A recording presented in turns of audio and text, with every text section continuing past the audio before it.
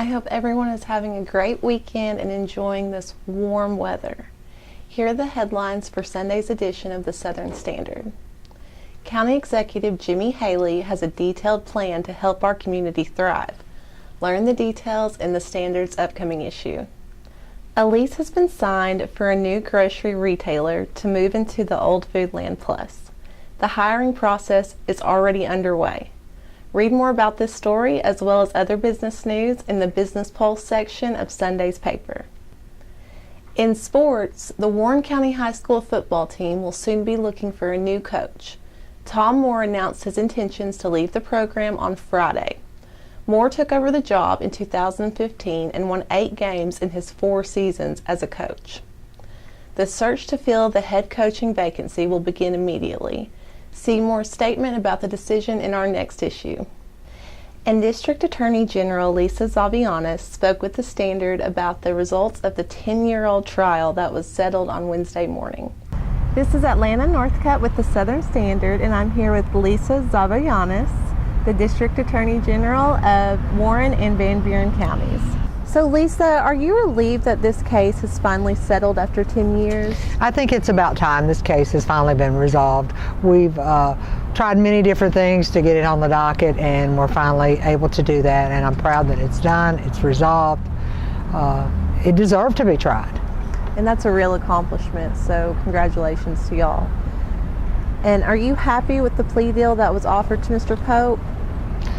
I think it's fair. When you look at this case as a whole and you look at all the things that occurred in this case, I think that was a fair and just resolution. And it's not up to me to be happy.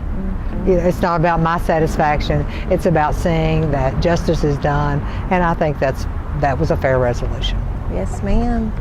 Many people want to know why the driver of the car was never charged. Can you explain why? Well, the driver of the car was not charged, but you know, she was the person we were looking at initially. She was where all of law enforcement's attention was on. And if it had not been for that tape recording, we would have never known what truly happened that day. The driver of the car could have been anybody. It could have been you driving that car. It could have been me driving that car. There was no sign out, no lights on, nothing at all to indicate that she needed to stop.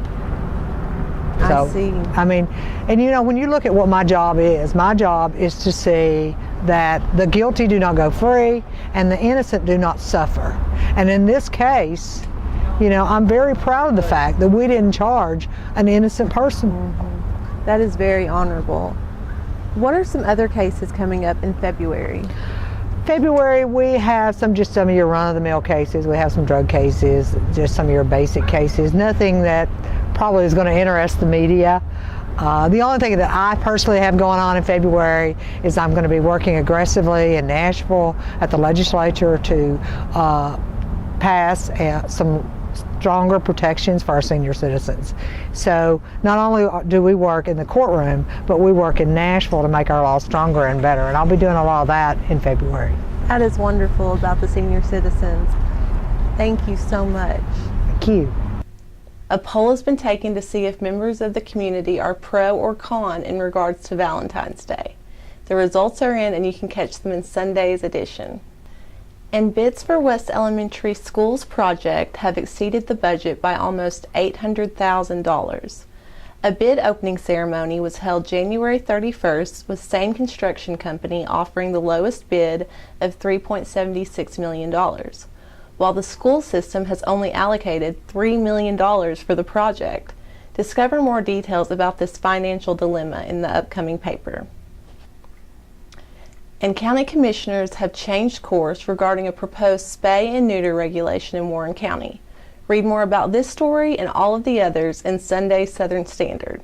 This has been Atlanta Northcutt reporting for the Southern Standard, your source for local news.